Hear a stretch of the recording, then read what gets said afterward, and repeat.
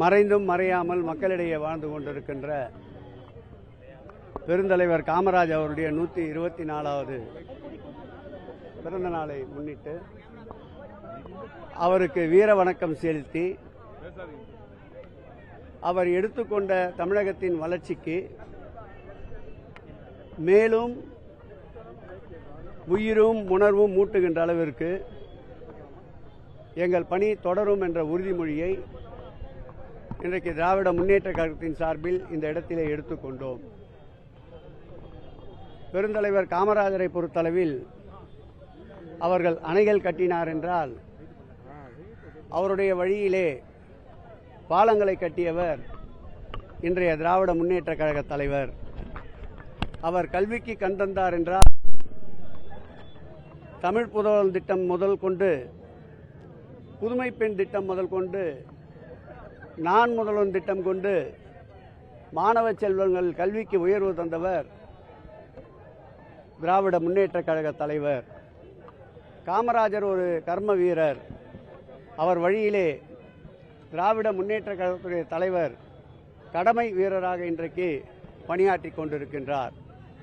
கலைஞர் அவர்கள் ஆட்சி காலத்திலும் சரி, மாண்புமிகு திராவிட மாடல் ஆட்சியுடைய நாயகனாக இருந்த திராவிட முன்னேற்ற கழகத்தின் எங்கள் உயிரினும் மேலான தலைவர் ஆட்சி காலத்திலும் சரி, காமராஜர் புகழுக்கு புகழ் சேர்க்கின்ற அனைத்து பணிகளையும் மேற்கொண்டிருக்கின்றோம்.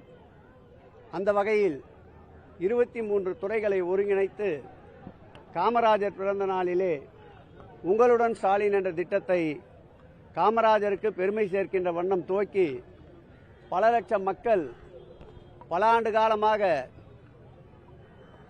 அமைப்பு ரீதியான இருப்பிடச் சான்றிதழ், சொத்து மாற்றம் சான்றிதழ், அதேபோல் ஜாதி சான்றிதழ், அதேபோல் வருமான சான்றிதழ், ஆதார் அட்டை போன்றவை கிடைக்காமல் பல ஆண்டு காலம் தவித்த மக்களுக்கு காமராஜர் பிறந்த நாளை முன்னிட்டு அறிவிக்கப்பட்ட உங்களுடன் ஸ்டாலின் திட்டத்தால் பல லட்சம் மக்கள் பயன்பெற்றது காமராஜர் நினைவை போற்றுகின்ற வகையில் அமைந்திருந்தது. அந்த வகையிலே காமராஜரின் புகழுக்காக எடுக்கப்பட்ட அனைத்து நடவடிக்கைகளும் காமராஜருக்காக காமராஜர் பிறந்த நாளை கல்வி வளர்ச்சி நாளாக அறிவித்த முத்தமிழ் கலைஞர் அவர்களுடைய நினைவை இந்த நேரத்தில் போற்றுகிறோம்.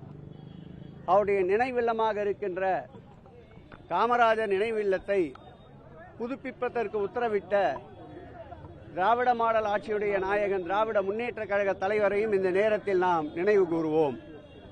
அந்த வகையில் காமராஜருக்கு புகழுக்கு புகழ் சேர்த்த மறைந்த முத்தமிழ் அறிஞர் கலைஞர் அவர்களும் வாழும் கலைஞராக இருக்கின்ற திராவிட முன்னேற்ற கழகத்தின் தலைவர் அவர்களும் எந்நாளும் கல்விக்கும் மக்களுடைய அடிப்படை தேவைகளுக்கும் முன்னுரிமை தருகின்ற ஒரு இயக்கமாக திராவிட முன்னேற்ற கழகம் விளங்குகிறது என்பதை மகிழ்ச்சியோடு தெரிவித்துக் கொள்கிறோம்.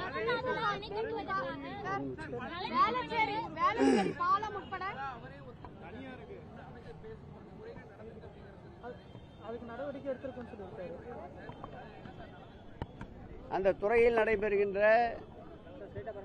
அனைத்து விரும்பத்தகாத நிகழ்வுகளையும் சட்டமன்றத்தினுடைய மானிய கோரிக்கைகளே தெளிவாக எடுத்துரைப்போம். 100 நாள் கணக்கென்று வைத்திருக்கின்றோம்.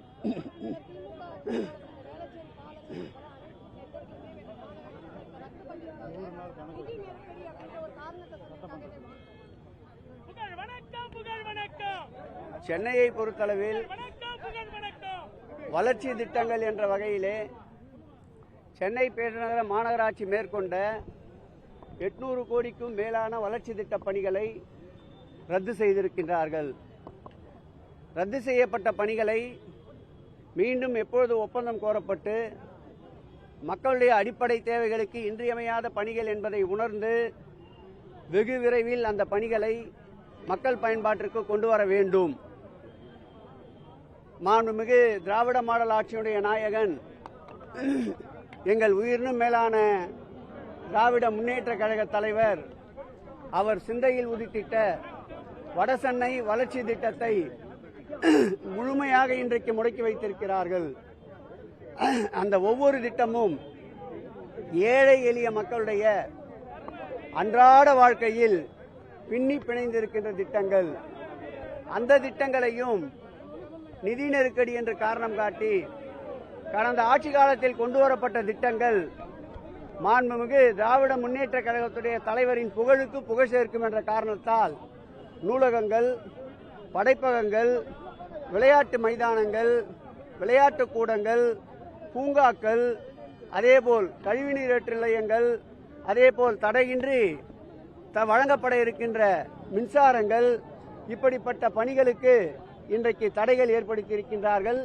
இவை அனைத்தும் மக்கள் வளர்ச்சிக்கான திட்டங்கள் என்பதால் இந்த ஆட்சியாளர்கள் அந்த பணியை தொடர வேண்டும் என்று இந்த நேரத்தில் வேண்டுகோள் வைக்கிறேன்.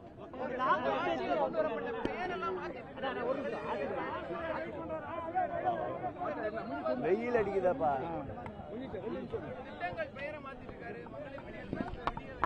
அது காழ்ப்புணர்ச்சியை காட்டுகிறது. மக்கள் அனைத்தையும் உன்னிப்பாக கவனித்துக் கொண்டிருக்கின்றார்கள். உதாரணத்திற்கு சொல்ல வேண்டும் என்றால், மயிலேடி பூங்காவில் அமைக்கப்பட்டிருந்த கல்வெட்டு அவர் துணை முதலமைச்சராக இருந்தபோது திறக்கப்பட்ட கல்வெட்டு. அந்த மயிலேடி பூங்காவுடைய கல்வெட்டை 2 நாட்களுக்கு முன்பு அகற்றியிருக்கிறார்கள். அதேபோல் ராயபுரம் மண்டலம் 5 எதிரிலே இருக்கின்ற முதல்வர் திருமண மாளிகையிலே பதிக்கப்பட்டிருந்த 2 கல்வெட்டுகளையும் அகற்றியிருக்கின்றார்கள். இப்படி கல்வெட்டுகளை அகற்றுவதால் மாண்புமிகு திராவிட முன்னேற்ற கழக தலைவருடைய புகழ் பணிகளை எந்நாளும் மறைக்க முடியாது. கல்வெட்டுகளை வேண்டுமென்றால் அகற்றலாம். மக்களுடைய இதய சிம்மாசனத்திலே குடியிருக்கின்ற மாண்புமிகு தமிழக முதல்வருடைய பெயரை எதை வைத்து அகற்றுவார்கள், எதை வைத்து நீக்குவார்கள்? ஆகவே இந்த காழ்ப்புணர்ச்சியை மக்கள் உன்னிப்பாக கவனித்துக் கொண்டிருக்கின்றார்கள். தகுந்த பாடம் விரைவில் கற்பிப்பார்கள்.